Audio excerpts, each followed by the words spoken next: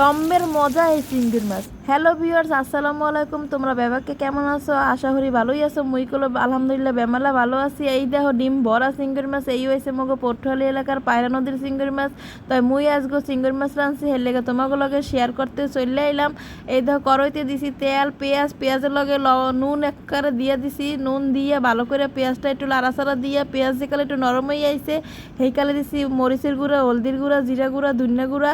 এরপরে দিয়ে দিছি এককালে মৌ দিয়ে দিছি। মৌ মানে বোঝো, মৌ হয়েছে যে তরকারির পানি দেওয়া, তরকারিতে পানি দেওয়া। হেয়ে মগো পটল এলাকায় মৌ দেওয়া। ভালো করে মশলাটা কষাই লইছি। পানিটা যেকালে এককালে হুগাই গেছে, তেল দিতে মানে উপরতে এসে সেইকালে চিংড়ি মাছটি দিয়ে দিছি। মুই কলো চিংড়ি মাছ রান্দার কালে চিংড়ি মাছের খোসা দিয়ে হালাই দিই, কারণ খাইতে গেলে এককালে ঝামেলা বাজে। তাই আজকে দুই এক কর হালাই নেই, কারণ হেগুলার প্যাডে ডিম ভরা আছে রে। খোসা হালাইতে গেলে ডিমগুলো একেবারে পড়ে যাইতে, হেলে আর মজা লাগতো না, ডিম আর খাইতে পারতাম না।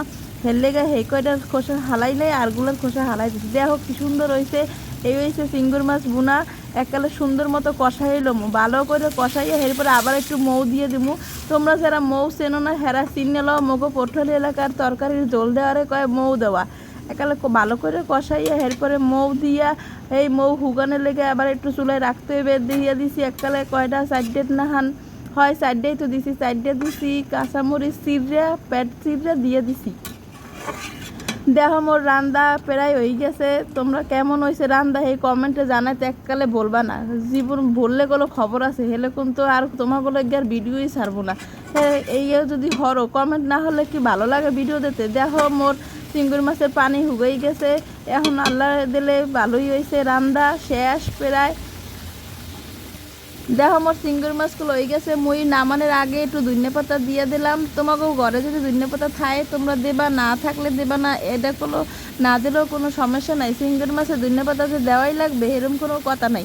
তো মোর ঘরে আনলে মুই একটুখানি কাটতে দিয়ে দিছি।